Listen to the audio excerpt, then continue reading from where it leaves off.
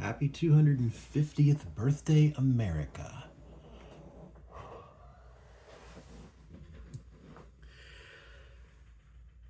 So today I wanted to make a video that talks about the birthright citizenship debate, and I feel that it's appropriate given that, one, the Supreme Court decision that was just handed down earlier this week about birthright citizenship in the 14th Amendment, but also because today is America's 250th birthday. So, happy 4th of July, everybody. This is Brian and the Dad Bard. So, basically, I want to address a few of the talking points that we have heard a lot this week in the debate about birthright citizenship and address the arguments that have been made claiming that the Supreme Court got it wrong. So, first of all, the 14th Amendment grants citizenship to all persons born in the United States who are subject to the jurisdiction thereof. Now, the debate centers around really that jurisdiction thereof comment. And there have been people who have gone back to Senator Howard's comments about the 14th Amendment, since he was the one who drafted it, and they tend to misrepresent what he actually said. And so I'm just going to kind of walk through that and explain why birthright citizenship is what the Constitution provides, and why the arguments suggesting otherwise or pretending that this opinion from the Supreme Court is anything new are simply incorrect. So first of all, the 14th Amendment was passed after the Civil Rights, or after the Civil War. It was one of the Civil Rights Amendments that was passed, the 13th, 14th, and 15th Amendments. And the 14th Amendment is what grants citizenship to by right under the Constitution. So it did apply to the children of freed slaves, but it was written more broadly than that. And if you read through the entire debate, which is not very long, you'll see that they specifically talked about other groups of people as well, and acknowledging that those groups would also be granted citizenship under the language that they chose to use for the 14th Amendment. So the quote that we've been seeing a lot of, if you have seen much of the debate online, from Senator Howard, states that it would apply to all persons other than foreigners, aliens who are members of the families of ambassadors or registered or foreign dignitaries who are registered with the government, basically. So the people that were excluded would be those people who the U.S. had no legal jurisdiction over. Diplomatic immunity applies to ambassadors and foreign diplomats who are in the United States. So their children are not subject to the United States jurisdiction. That's the only exception, other than Indians and some Indians who are not taxed. And that's because at the time, several Indian tribes were granted exclusions from federal jurisdiction by treaty. So there were some Indian tribes who were not born in U.S. citizens because their tribes were not subject to the U.S. federal government by treaty. The Indian Citizenship Acts that were passed in the early 1900s changed that by extending citizenship to pretty much all American Indians at that point, regardless of their former status under treaties that had been entered with the Indian tribes. So now the only remaining exclusion is those children of ambassadors and foreign diplomats. So and it's important to note that quote has been kind of misrepresented, because they read it and they look at those commas that are in the written record of what Senator Howard said, and they see that as a list. So they think that foreigners and aliens, one, those are synonyms in in the conversation about people who are in the United States but are not citizens. They see that foreigners, aliens, and the people born to families of ambassadors as three separate things.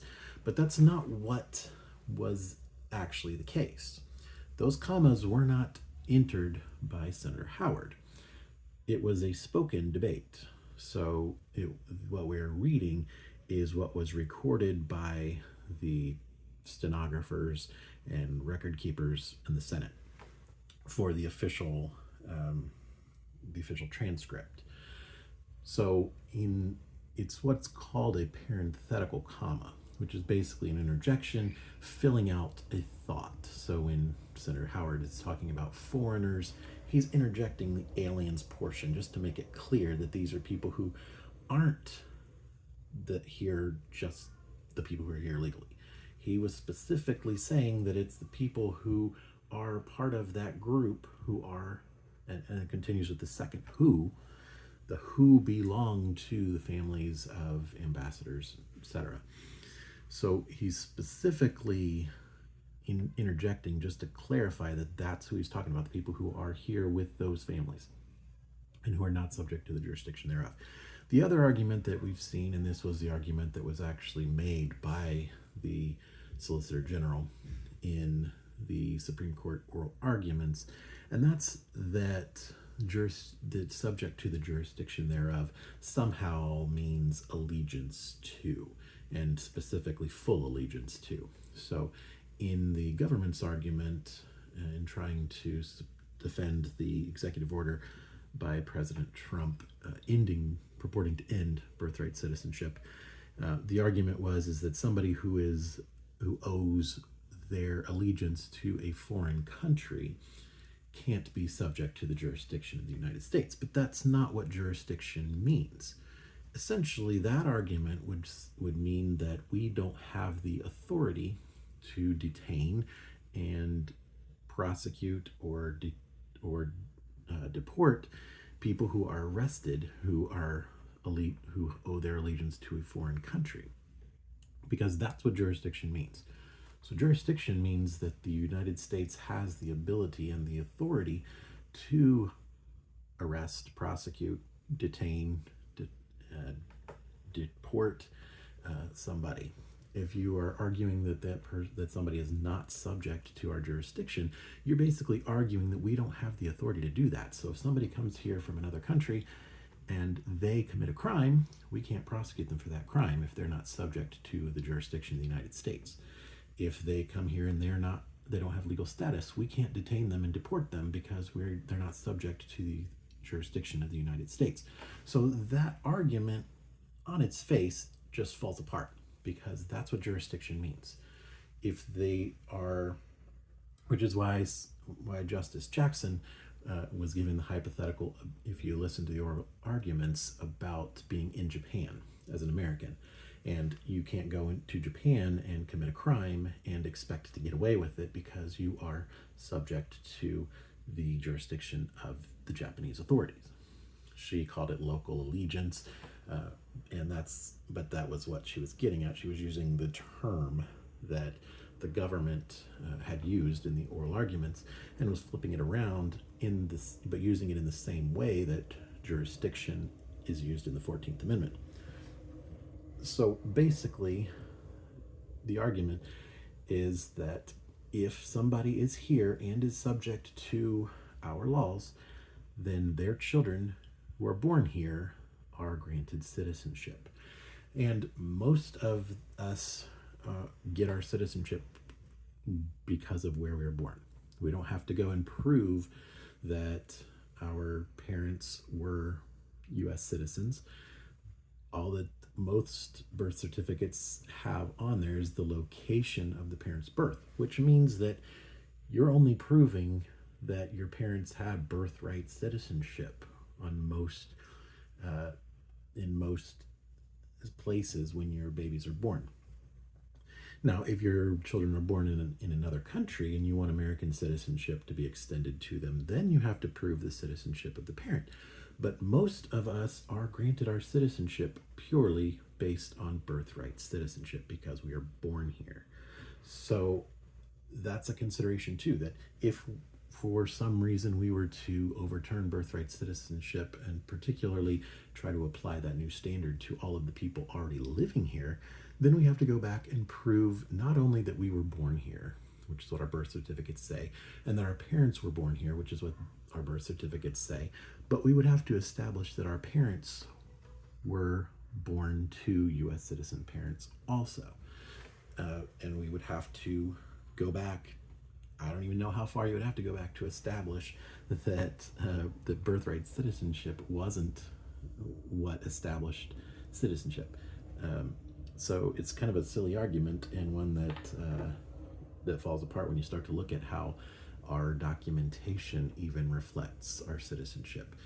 Because the things that we use to establish citizenship when you go to get a passport are those documents, the Social Security card, the birth certificate, which again says nothing about the citizenship of the parents in many jurisdictions. So we rely on birthright citizenship in so much of what we do. And the thing is it's been the law since the amendment was adopted. The first time it was challenged was in the Supreme Court, was United States versus Wong Kim Sun, and that was in 1898. So 128 years ago was the first time that it was challenged, and it was upheld at that point. And that one was a Chinese national, so we see a lot of these examples where China could send somebody over here and have a baby born, and they would be U.S. citizens, and the response is that yes. The very first case that challenged birthright citizenship under the 14th Amendment was exactly that scenario.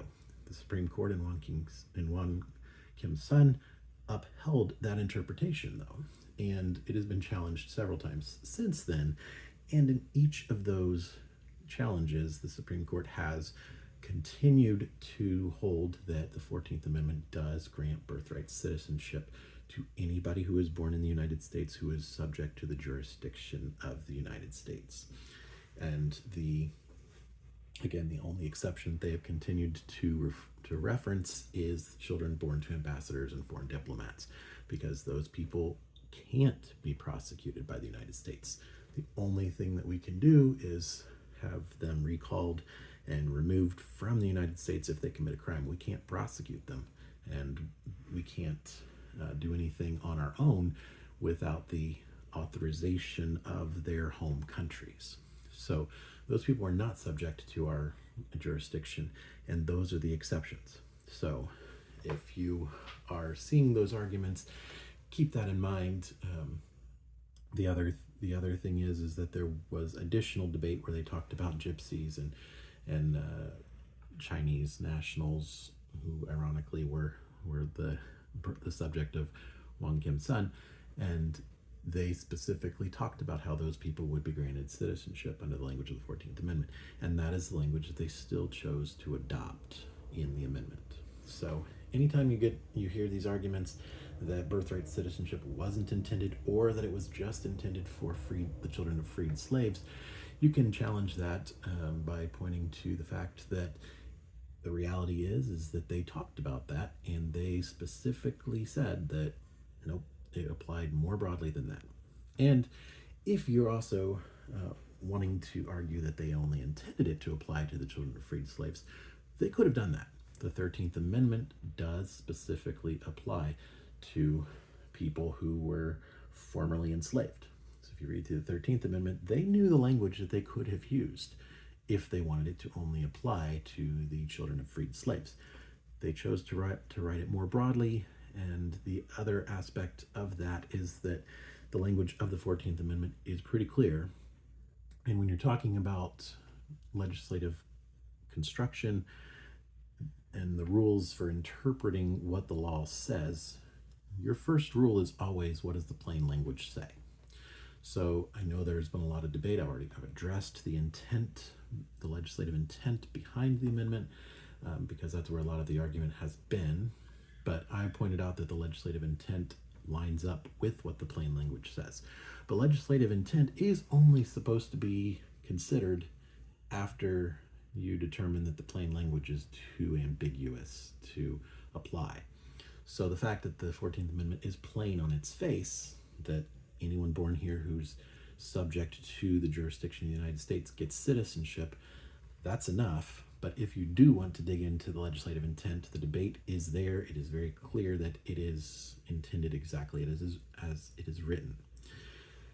So with that in mind, thank you for listening. And once again, happy birthday, America.